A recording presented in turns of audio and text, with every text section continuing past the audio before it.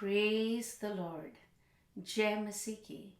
Welcome to Walking on Water Wednesdays. मेरा नाम है अंजलि नाथ. आइए हम मिलकर परमेश्वर पर निर्भर होना सीखें.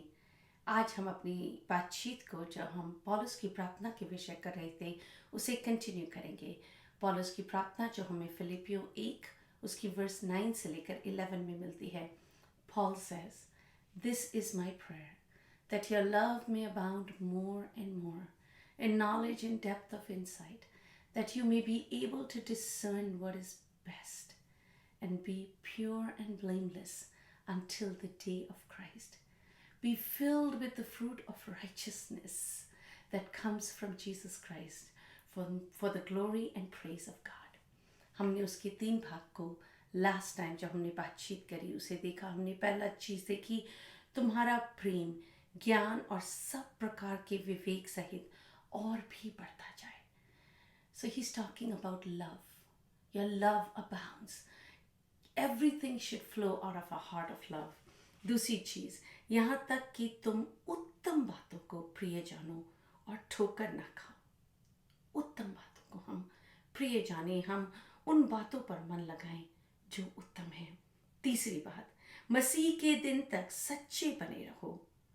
आर लिविंग होप, मसीह का दिन जब यीशु मसीह हमें सिद्ध बनाने आएंगे, अगर पौलुस को अपना लहू भी बहाना पड़े वो कहते हैं तो वो आनंदित हैं.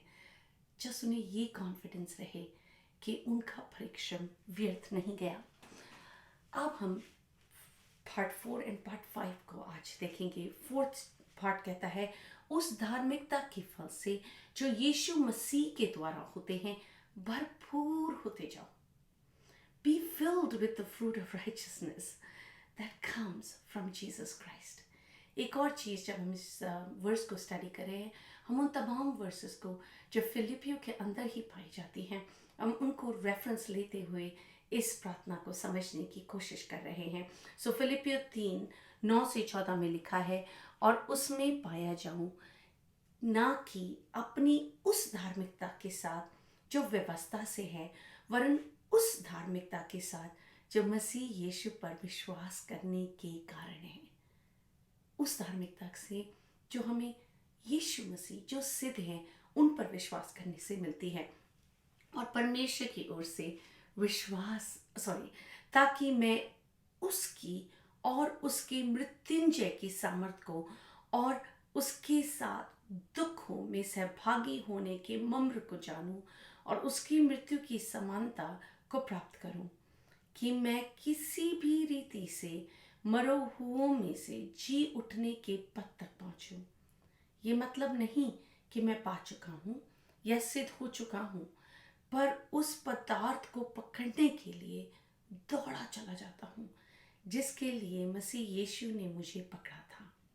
हे भाइयों, मेरी भावना ये नहीं कि मैं पकड़ चुका हूं, परंतु केवल ये हर एक काम करता हूं कि जो बातें पीछे रह गई हैं उनको भूलकर आगे की बातों की ओर बढ़ता हुआ निशाने की ओर दौड़ा चला जाता हूं, ताकि वह इनाम पाऊं जिसके लिए परमेश्वर ने मुझे मसीह यीशु में ऊपर बुलाया है. He talks about a virtuous life, एक धार्मिक जीवन. हम इस दौड़ को मृत्यु तक दौड़ते हैं ताकि जब यीशु मसीह आए तब हम उनमें तैयार पाए जाएं. About a virtuous life या धार्मिक जीवन या सिद्ध जीवन, Gregory of Nyssa says it so beautifully. Since the goal of the virtuous life is the very thing we have been seeking, it is time for you, noble friend, to be known by God and to become His friend. This is true perfection, not to avoid a wicked life, because like slaves, we severely fear punishment. No, to do good because we hope for rewards, as if cashing in on a virtuous life by some business-like arrangement.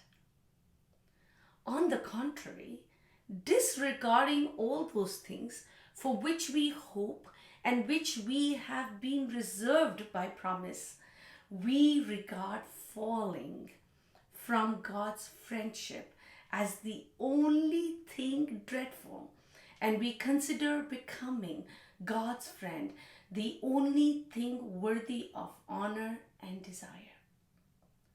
This, as I have said, is the perfection of life. This is the perfection of life, striving to not fall away from a friendship with God. Hindi में पढ़ूंगी। धार्मिक जीवन का लक्ष्य हम सब तलाश कर रहे हैं। अब समय आ गया है मित्रों कि हम परमेश्वर द्वारा जाने जाएं और उनके मित्र बन पाएं। यही सच्ची पूर्णता है, दुष्ट जीवन से बचने के लिए नहीं, क्योंकि दासों की तरह हम दंड से गंभीर रूप से डरते हैं। ना ही अच्छे काम, क्योंकि हम उन्हें पुरस्कार की आशा रखते हुए करते हैं। जैसे किसी व्यवसाय के समान हम धार्मिकता मोल ले सकते हैं। इसके विपरीत उन तमाम चीजों की आशा को छोड़कर जो प्रतिज्ञा के द्वारा सुरक्षित रखी गई हैं, हम केवल परमेश्वर की मित्रता से दूर होने को भयानक मानते हैं और हम केवल परमेश्वर के मित्र बनने को सम्मान और इच्छा के योग्य मानते हैं। यही, जैसे मैंने कहा है, जीवन की पूर्णता है। और कुछ जीवन की पूर्णता नहीं है, कोई चीज नहीं है जो हमें सिद्ध बनाती है, पर ये कि हम परमेश्वर के मित्र हमेशा बने रहे। परमेश्वर की मित्रता को सीख करना, परमेश्वर के साथ संगति को सीख करना, इसी में हम सिद्धता की ओर दौड़े चले जाते हैं। हम इस दौड़ में हैं और हम तब तक दौड़ेंगे जब तक हम यीशु मसीह को रूबरू ना देख लें, जब वो हमें सिद्ध बनाने आए। पांचवी और आखिरी चीज इस प्रार्थना में कहती है, जिससे परमेश्वर की महिमा और स्तुति होती रहे। For the glory and praise of God.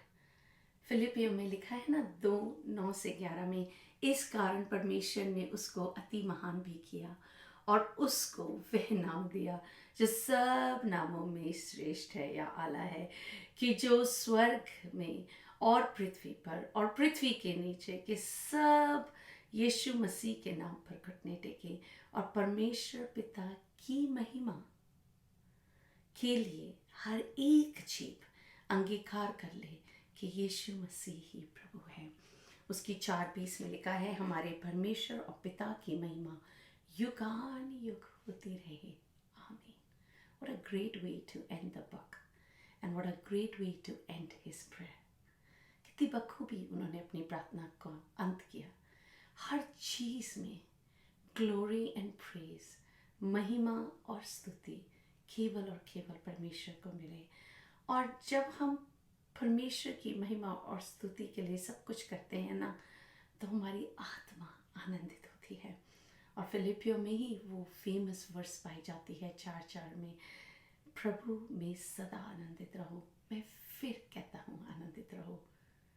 Yes, हमारा आनंद पूरा होता है जब हम इस प्रार्थना को करते हैं, कहते हैं, विश्वास लाते हैं कि कैसे हमारा ही आनंद फुल सर्कल में घूम कर यीशु मसीह पूरा करते हैं।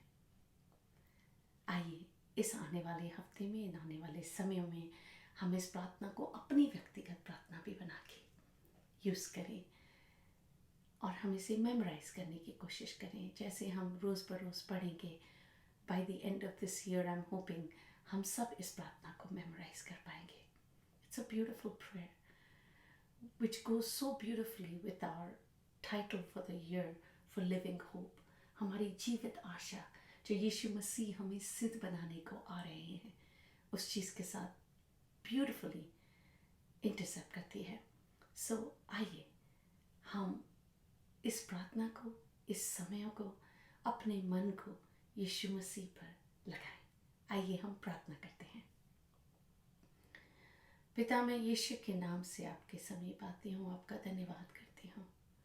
धन्यवाद करती हूँ इस प्रार्थना के लिए, कैसे आप हमारे आनंद को पूरा करते हैं। हर चीज़, हर बात जो पवित्र शास्त्र में पाई जाती है यीशु मसीह, it's your living word for our living hope. I thank you and I praise you कि आपने हमें अकेला नहीं छोड़ा, पर हमें एक आशा दी है कि आप हमें फिर लेने आ रहे हैं खुदावंदा। और इस जीवन के अंत में खुदावंदा हमारे पास आशा है कि हम आपसे एक बार फिर मिलेंगे रूबरू यीशु मसीह। हमारी रचना आपने एक पर्पस के लिए करी है खुदावंद, और जब तक हम इस पृथ्वी पर हैं यीशु मसीह, हम उस पर्पस को जान सके, पहचान सके और हमें पूरा करने की पवित्र आत्मा आप सामर्थ्य। हर चीज़ को, हर बात को आपके हाथों में सौंपते हुए यीशु मसीह आप ही के मीठे जलाली नाम में मांगती हूँ, सुन और दया से ग्रहण करें। आमीन। God bless you. Stay blessed. Stay safe.